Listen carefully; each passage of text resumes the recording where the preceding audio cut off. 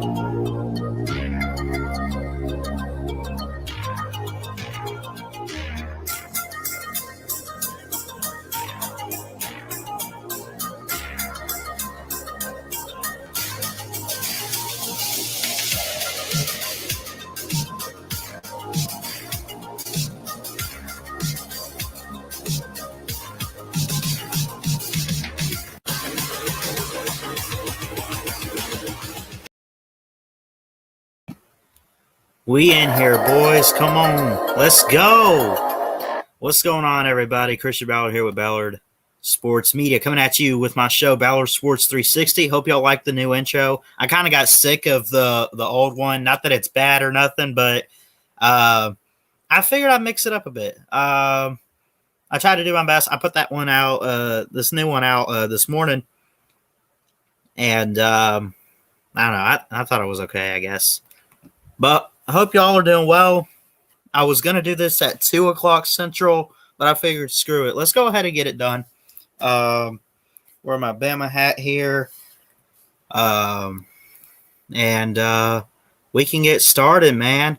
A lot going on. I'll read comments. We don't have a guest today, but if you would like to be a guest on the show, I say it all the time. We had the first ever guest on the show outside of some of these have turned it into hangout streams before, but outside of that, we've never really had a special guest. We had Nate Kingston, Nate the Great, on last week, and I thought it went very well. But if you would like to be on, let me know. I try to do this Tuesdays around, I guess, 2 o'clock Central, 3 Eastern. Although I'm just going to be honest, I'm having a slow day, so I figured I'd go live an hour early just because I needed something to do. I literally was just laying here, sitting here, not much going on. It's just a slow day for me, and I'm just like, I got to get this done. I got to get this out of the way. I got to do something with my time. So I'm going to do that. We got the NBA All-Star Game happening tonight, 6:30 Central, 7:30 Eastern. The National League is favored by 115 points. Shohei Ohtani, right-handed pitcher for the Angels, is number 17. He is most likely the starting pitcher tonight, what they're projecting, for the American League. To start out, he will be the pitcher. And then, of course, you have Max Scherzer for the Nationals. Let me mute my phone. I'm sorry.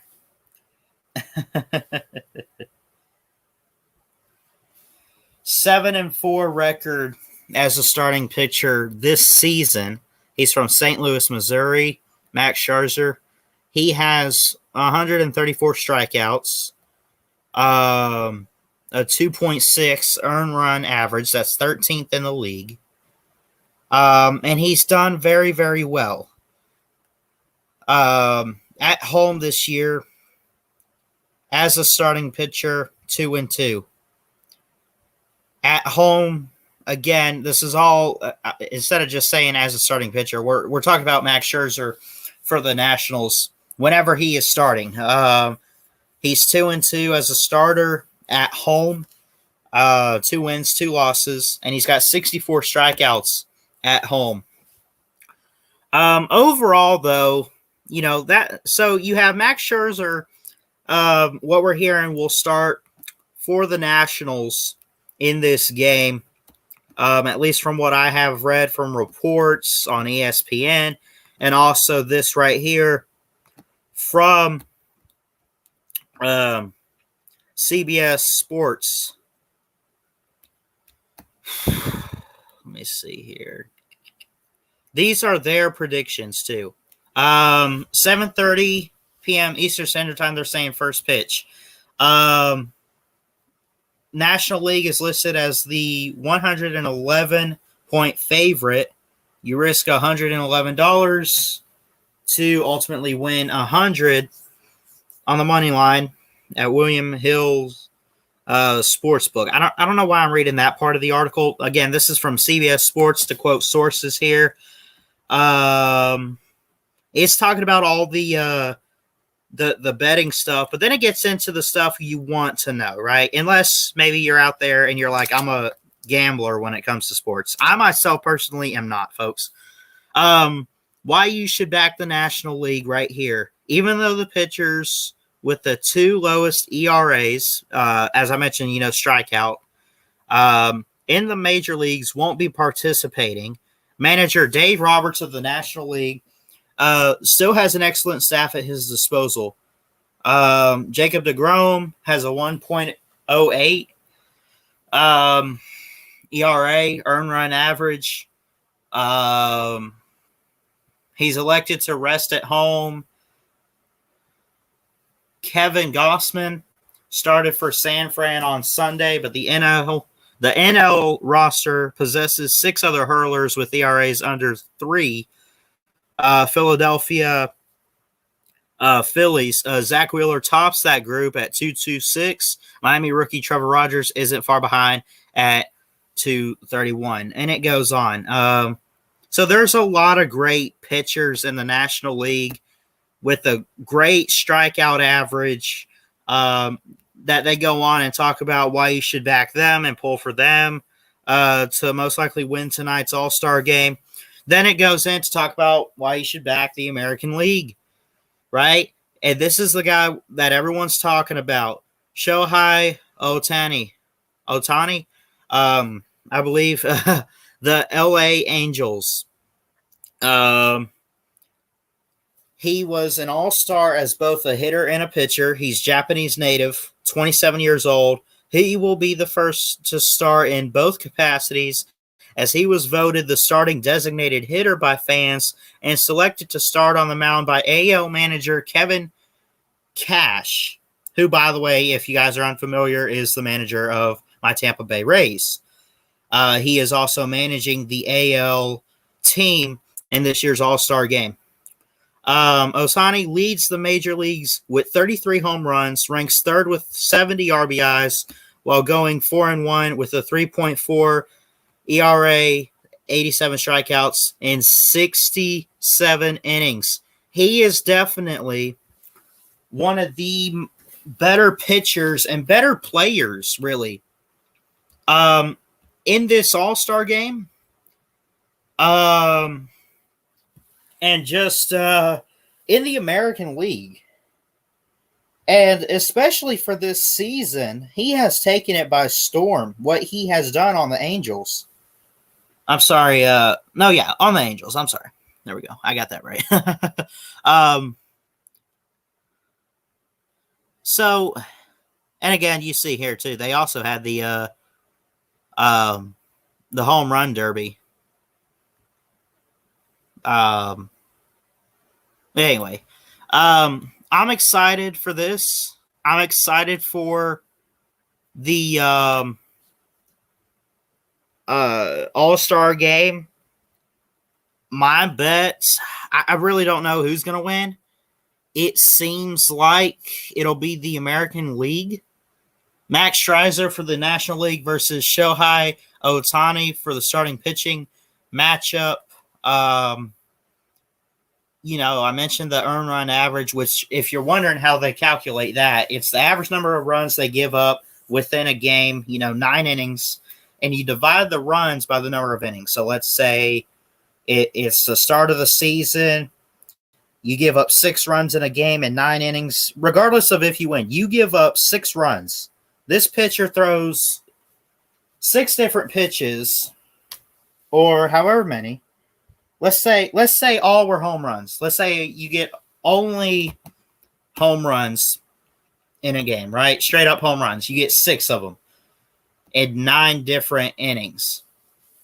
So what you would do, you would calculate basically the 6 runs you gave up within 9 innings, and I guess divide it in I guess not by 9 innings, or maybe it's by let's say 6 runs in 7 innings or something out of 9. I guess it'd be 6 by 7. I don't know, but you guys get it. Real baseball fans would understand that. At least, I'm a real baseball fan first off. I always have been. I played baseball. I grew up with it. You guys get what I'm saying. But anyways, overall, though, the topic down here that I have, which league is better, national or American? I mean, there are certainly teams in both that are really great and talented. I don't know. From what I have seen in recent years, everything. Well, first off, I'll say this. The National League has had the last 2 World Series. Last 2, I think. Let me double check.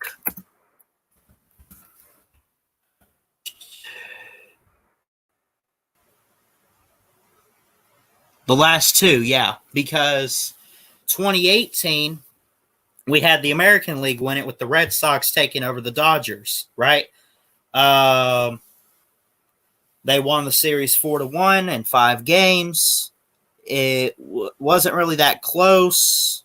The year after that, in 2019, the Nationals won it over the Astros. And, of course, last year, my Tampa Bay Rays sadly lost to the Dodgers, but credit to them and respect. I mean that.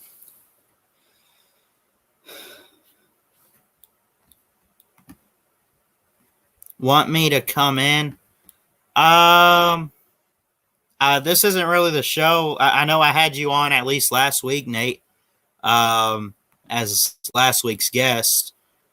I was really just going to read comments, but I definitely would get you on this show again some other time for sure.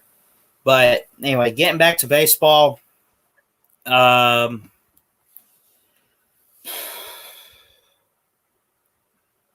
What was I saying? Oh, yeah, we were talking about World Series and the American League and the National League. I mean, it's kind of 50-50, but still, technically speaking, the National League has won the last 2. You go back 2019 with the Nationals, and then this past year with the Dodgers, again, who took on my Rays and beat them. No 7 games, beat them in 6, won game 6, and practically just stole it from there. But there really is no correct answer to this. I don't think what team is better. Vladimir Guerrero, Toronto, will start at first base from the Blue Jays. There are 3 Toronto players in the starting lineup for the American League team tonight from Toronto. Guerrero being one of them. He belted 24 homers in 183 games in his first 2 seasons. That's actually really impressive. It might not look like that. 183 games and only 24 homers in that. 24 home runs. You take that any given day. That's incredible. That's not bad at all. This guy is definitely the best player on Toronto's roster. He's one of the better hitters, especially in the American League.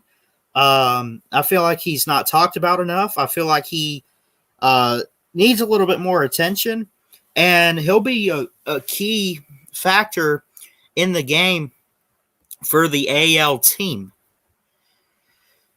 in this year's All-Star game. Question is for you guys: who do y'all think, as fans, will win tonight? The money line, and this is all, again, according to CBS Sports, National League favored on the money line by 111. Or I'm sorry, they're 111 on the money line. The spread is actually 1.5. The over set at 11. I would take, I don't know, they actually might cover this. This might be one of the better spreads we've seen in any baseball matchup in a while. But we'll see. Wisconsin sports fan says he hopes National League will. We will see. But again, anything can happen in baseball. Anything can happen in sports in general. All right.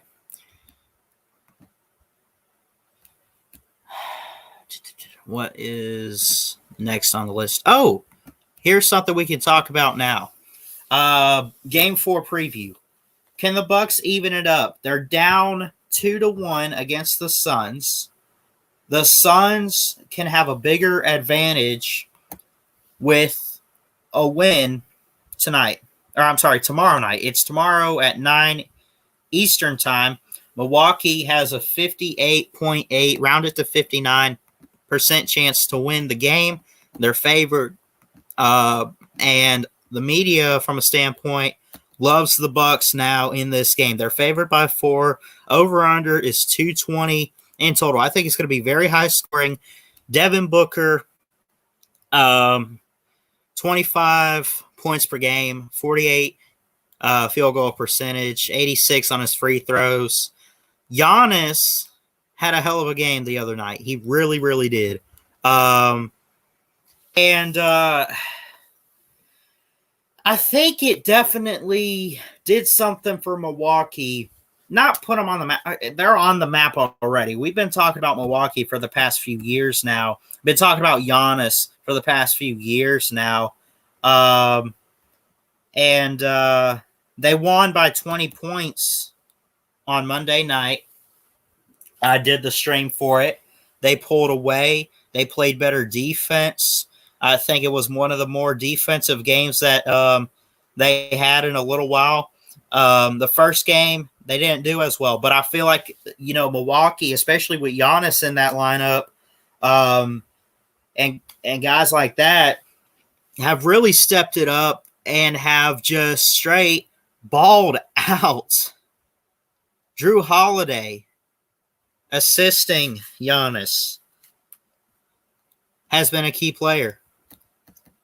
No injuries whatsoever. So you're talking about, as of right now at least, going into tomorrow night, both teams are fully healthy. It's a 4-point spread, and I want to hear from you guys. Not who wins the series, but does Phoenix take an extra win in this series? And that's another thing, too. Ayton had quite a few fouls in Game 3. He needs to avoid some fouls. See, that's some of the stuff that I think held him back, too. Anyway.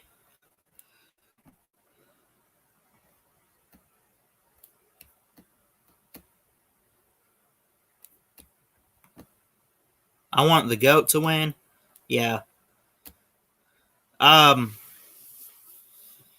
Anyway, the Bucks with a healthy 100% Giannis, which they had the other night, and they'll have Wednesday night unless something happens in the next 24 hours, are practically unstoppable. They have more than half a chance to win, right? You know what I'm saying? Like 58% chance to win this game. That's huge.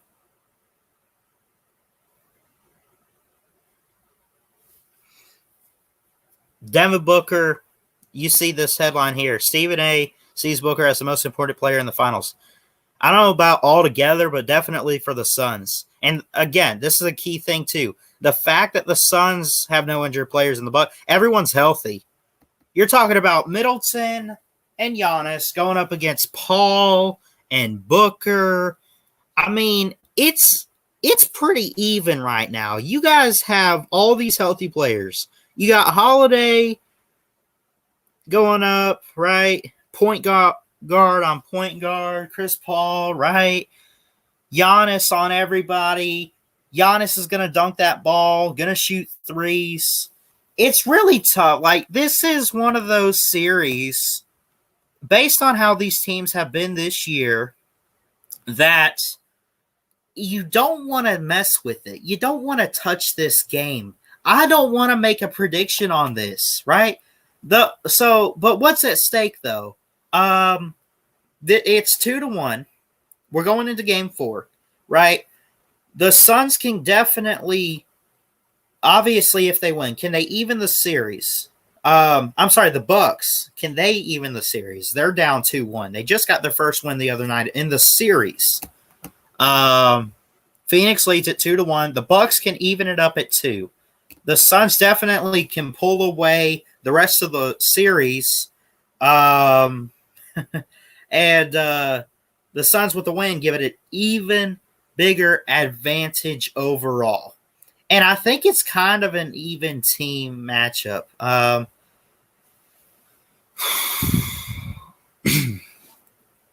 really don't know. But, again, this is one of those series I don't want to touch. I don't want to mess with it. Because if both teams have all of their guys, you're talking about Holiday and Giannis and just Middleton. I mean, you got all those guys for the Bucks. Okay, then you get Chris Paul, you get Devin Booker in there, you get Ayton for the Suns. You get all those guys together.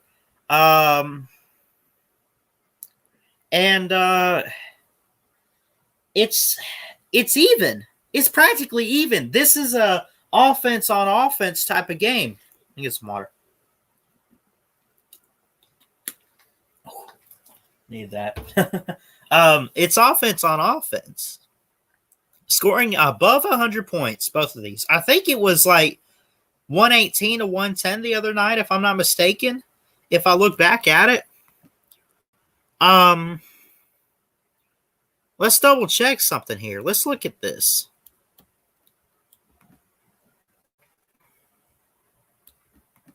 Look at this schedule. Game 4 Wednesday night. Game 5 on Saturday. Game 6 next Tuesday, a week from tonight. If it's necessary. Well, how will it be necessary? Phoenix needs to win tonight and tomorrow. Right? And it's practically out of reach. You look back at Sunday night. Milwaukee won by 20. You look back at Thursday in game 2, and it was only by 10 for Phoenix. And game 1, 118 to 105. So what I'm seeing here, we haven't seen a buzzer beater. We haven't seen, what the key has been is, who does it come down to in the fourth quarter? Who does it come down to in the fourth quarter? Is it Paul and Booker and that team? Is it Middleton and Giannis and the Bucks? It comes down to not necessarily who has the ball in their hands last, because we have seen almost double-digit victories in this, like a couple possessions, definitely. So I think what it comes down to is, can you play defense in the fourth quarter of the game when going into it, it's pretty close, and can you just pull away? Can you not, just pull away? Let's say both teams. Well, no, let's not make it a tie. Let's make it.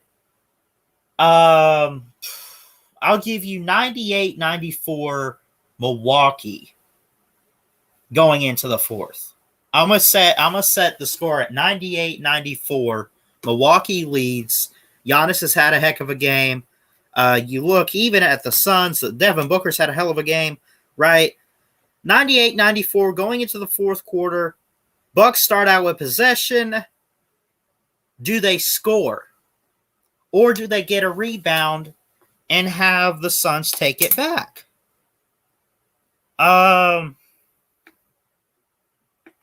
It's who, you're a 98-94 in the fourth, time ticking. What have they been doing? 10 minutes on the clock or 12 minutes, whatever, each quarter. Anyway, doesn't matter. That clock's rolling if you're in the lead, right? If you're in the lead and you have the ball, it's a 4-point game. What do you have to do? Go down and score. Play better defense. If you score at least a couple more threes, even early on, right? If you get 6, you make it, I guess, what would it be? 98-94, you get 2 threes.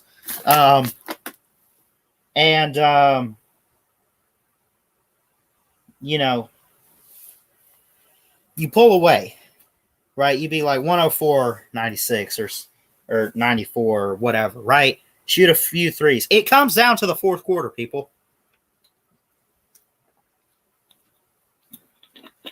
That's what it comes down to.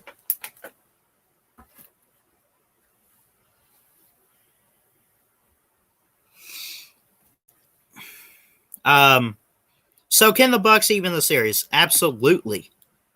If they have I think the Bucks, when fully healthy, can win this series and win the game. Now, notice this too. Notice this. Let's look at something. This was how bad it was, right? And I'm not going to rip on Chris Paul. This was defense. It was more so offense when you look at it. Giannis, the winner high. Dude, the highest score on both teams. I said this in the post-game video and all that the other day after I did my stream. 41-19. Giannis outscored Chris Paul. 19 points was the most by any Suns player. That's not too bad. But obviously, if your opponent's winner high and the highest score is 41, that's insane. That's ridiculous. If you can put up 41 points as an individual player, I might want you on my team. Maybe we'll try to hire your ass. Yeah, we'll hire you. Good boy, son. Haven't really used any singers today. I try to get a few in each stream I do. Anyways, 120 to 100. Look, it comes down to offense, right? Actually, if you think about it, you need offense if you're Phoenix to keep up with Giannis. Obviously, we just saw, 41 points as an individual player on Sunday night. That's huge. But you also need the defense to slow him down. It can be done. It's been done this year. Giannis has had a couple games where he was kind of off a bit. The Bucks have lost some games this year. Early on in the season, mid-season. They've kind of had a tough road in these playoffs a bit. It can be done. So I want to hear from you guys. We're not letting anybody on. We don't make these really hangout streams. Definitely not doing it today. I've been looking at some microphones, too, for my laptop. I know as a professional and all that, I know a good setup helps. This is kind of the best I got, at least because my family's always out there. There's distractions, so I kind of use my room to get away. But if I could have a good mic setup, that'd be pretty interesting. And actually, some of them are fairly cheap. There's one I'm looking at that's like $30 or whatever. So maybe I'll save up and maybe get one. I don't know. Wisconsin sports fan says, who has a early lead pre-halftime? Yes, true.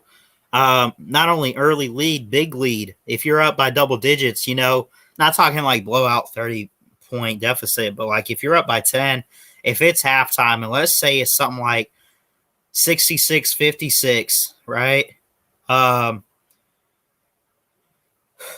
It's crazy.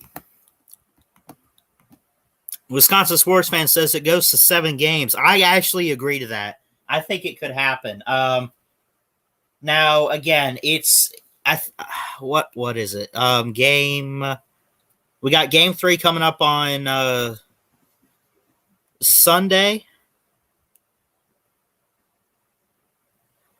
Or no, I'm sorry. Game 4 coming up. Hold on. Game 4 tomorrow. I apologize. I was looking at the wrong thing.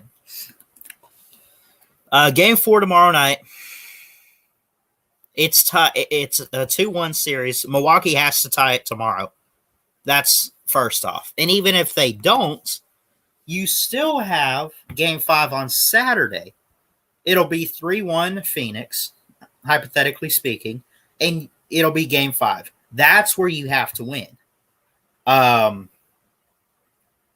Because if Phoenix wins tomorrow on Wednesday, if they win, it'll be 3-1. And then if the Bucks can bounce back and win on Saturday, it'll be 3-2. Game 6, if necessary, if it's 3-2, you could have a Game 6, and Milwaukee has a chance to tie it at 3 apiece. And then, if that's the case, July 22nd is Game 7. That's where it all goes down. If Milwaukee ties it up, pushes a Game 6, we have Game 6 on the 20th. And it's 3-2, and Phoenix, Phoenix can win it 4-2.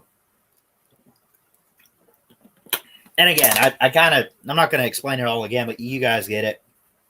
This is all like a scenario in which, saying Phoenix wins tomorrow or something. I don't know. Wisconsin sports fan says series is wide open to me. Oh, it's absolutely wide open. I'm not calling anything. I'm not telling you who I think's going to win, who I want to. I don't care. I just want a great series. And at this point, sorry, it's up for grabs for sure.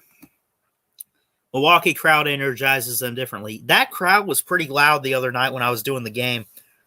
It was a loud crowd on television. And I even tried to turn it down. I could still hear it a bit. Can the Bucks win in Phoenix Game 7? Yes, I would agree. I would definitely agree. If assuming Middleton, Lopez, if all those guys are all healthy, they definitely can. If they have all the healthy players, they can't lose all of their guys Game 6 or whatever, and then it's like you got a Game 7, and you got to have a healthy team for sure. But yeah, tomorrow night, Game 4, the Bucks can tie the series up tomorrow at 2-2. It's 2-1 now.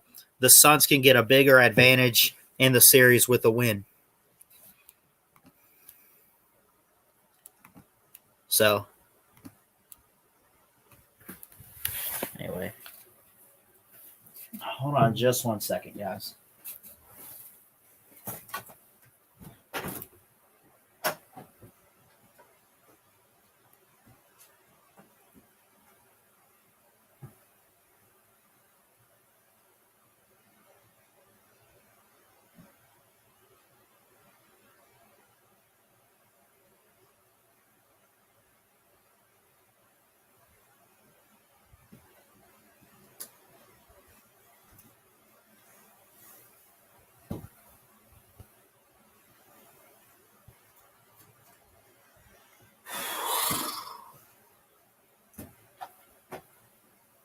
I guess we're at the part. I kind of covered everything. We talked the All-Star game in baseball.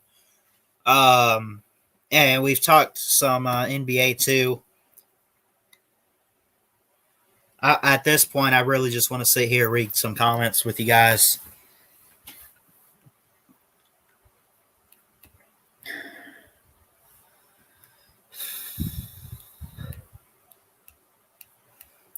Wisconsin sports fan, what's my mid-season World Series prediction? Well, obviously as a Rays fan, I want them to get back and win. Win this year. I do like how the Boston Red Sox are at this point. Even though they've dropped the last two, they've taken over. They got a 60 win percentage. They're 5-5 in their last 10. Meanwhile, though, Tampa is 6-4. It's very tough for the American League East.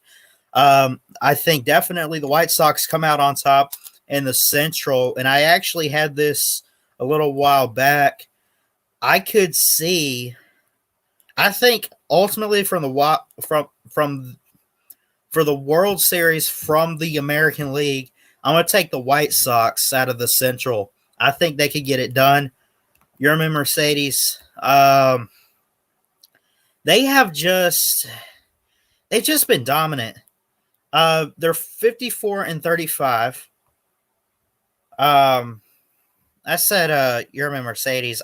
I'm sorry, I meant Yasmani Grandal. I know he's hurt. 10-day injury list. Once he's back and healthy, he'll be great. He's one of the better switch hitters in the game right now. You got Andrew Vaughn, a good first baseman. Jose Abreu, Yohan Moncada. There's a lot of great players this year that have just took the White Sox to heights that I didn't even think I'd see them in this position. But I like them out of the Central. I like the Astros out of the West. They're not being talked about a whole lot. But unless something happens with the A's, I'm going to stick to the Astros. They just always pull away.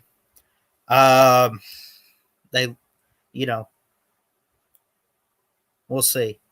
How am I today? Remember, Jesus loves you. Jesus loves everybody, man. That's for sure. I say that all the time. He loves you too, bud. And I'm doing pretty good. But yeah, so I hope that it's the Rays out of the East. Right now, I don't want to say anything because the Red Sox are right there. I would hope it's my Rays, but the Red Sox are 2 games ahead. I think it'll be the White Sox out of the Central. I think it'll be the Astros out of the West. Basically how it is right now. A couple games behind. The Phillies are behind the Mets. You also have the Braves. Honestly, outside of the Marlins, and really even outside the Nationals, you look at the NL East, it can be anyone's game. It really can. Let me share this with you guys too. Let's see. It looks like it could be anyone's game in these standings.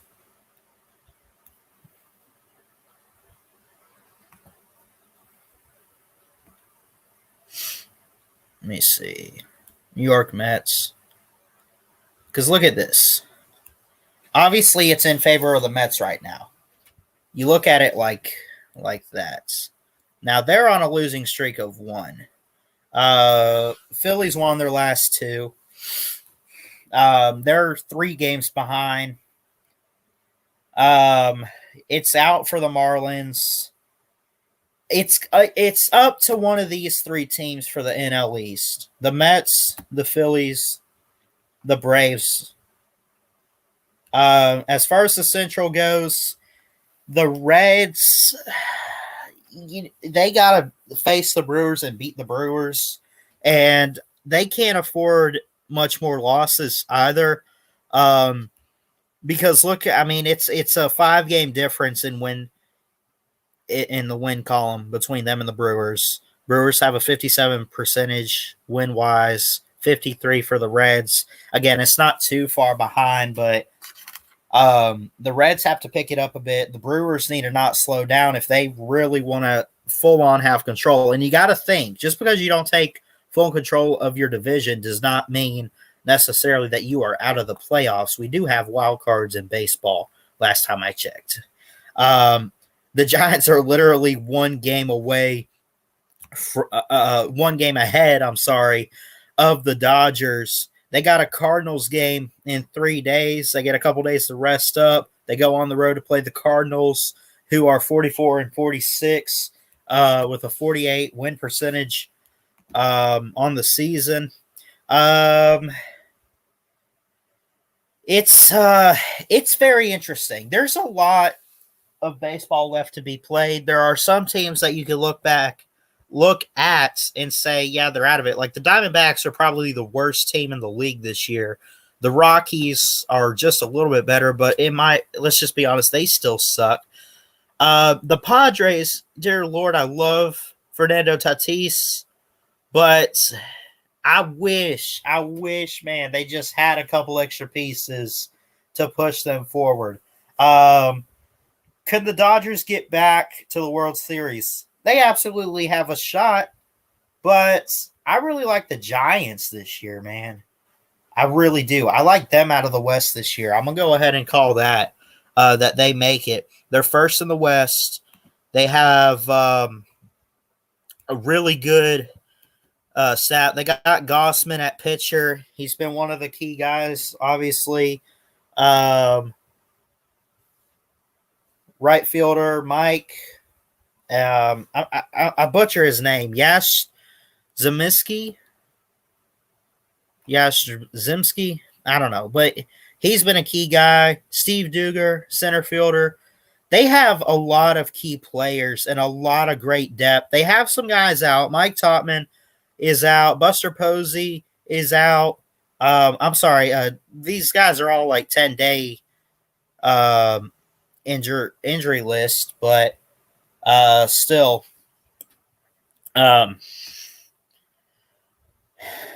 it's crazy.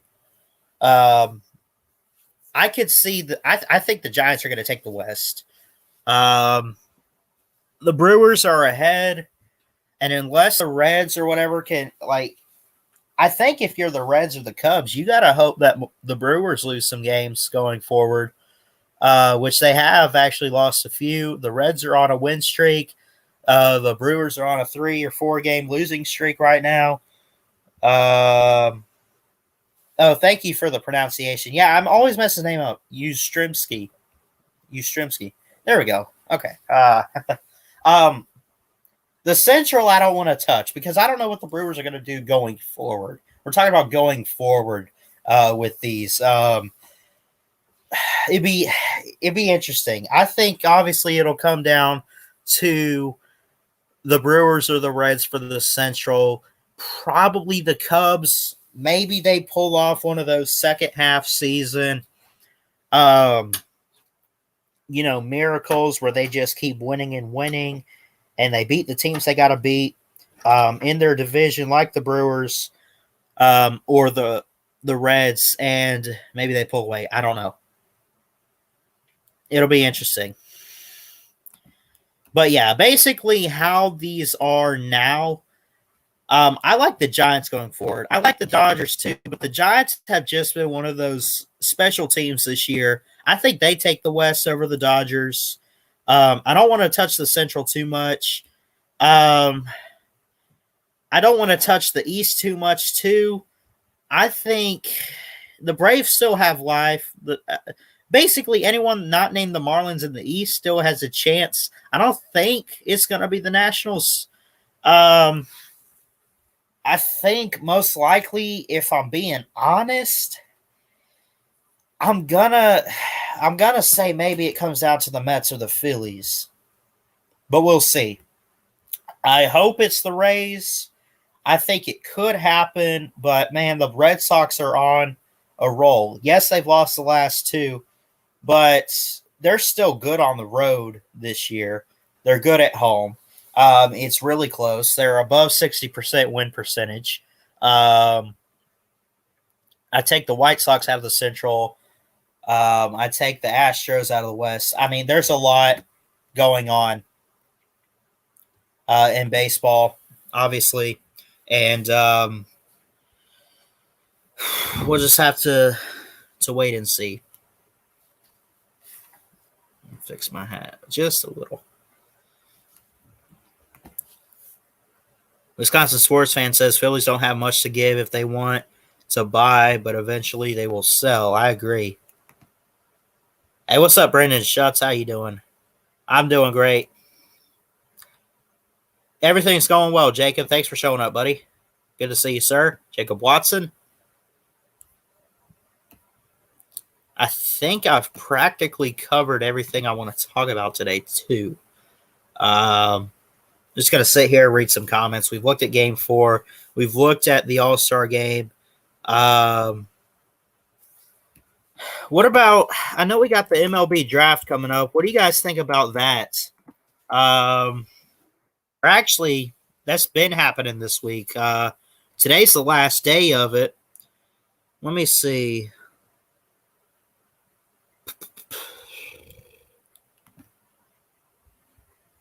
Here we go. First round. First pick of the draft was from Louisville, a catcher, Henry Davis to the Pirates. Texas Rangers, number 2 overall, Jack Leader from Vandy. He has a bright future, I guarantee it. He's a pitcher. He went number 2 overall.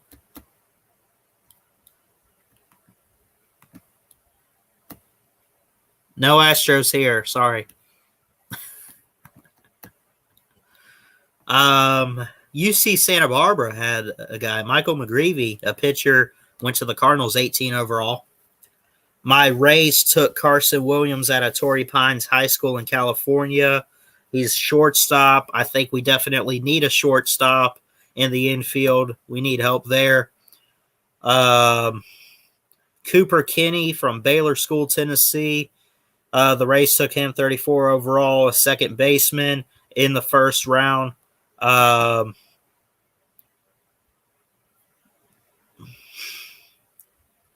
Compensatory pick in the first round was number 30, Jay Allen to the Reds, outfielder from John Carroll Catholic High School in Florida. I don't even know where that's at. This says it's in Fort Pierce. But, boo the Trash Stros. Trash Stros, that's great. I haven't heard that one yet. That's great. Khalil Watson from Wake Forest High School in North Carolina. I guess that's obviously over in Wake Forest. He goes number 16 to the Marlins. He was shortstop. There was a lot. Will Bernard, I actually remember seeing him last year a little bit for Mississippi State. Helped them have a good run. He's a pitcher. He's on the Giants. There's a lot of key players that got picked.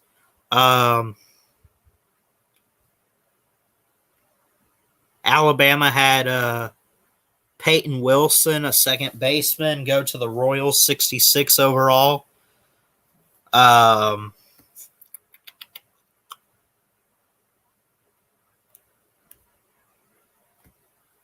Overall, it was it seemed like a pretty interesting draft. I think they have it going on today, but I'm curious what time it's at. Is it going on now? Let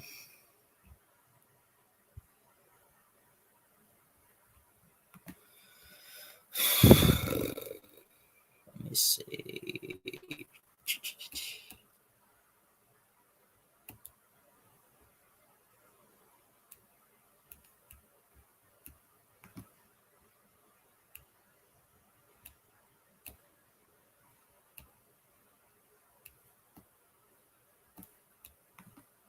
Says he thinks it's going on. It might be. I don't know. But anyways, that's pretty much it for today's edition of Ballard Sports 360. Hey, thanks so much for tuning in and watching today, guys. I'm going to go ahead and get off here. I'm going to relax a bit, just kind of hang around the house, I guess. I got Bible study later on.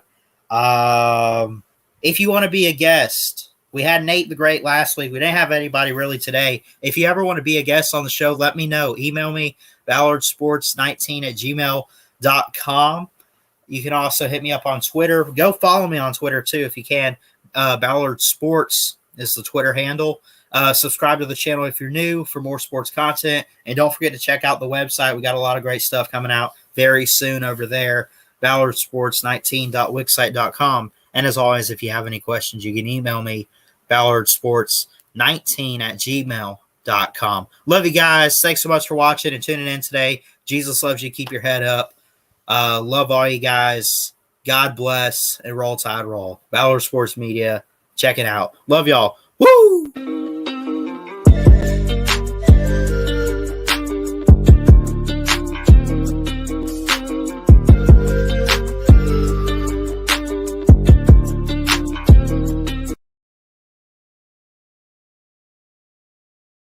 Maybe we'll try to hire your ass. Roll down tide.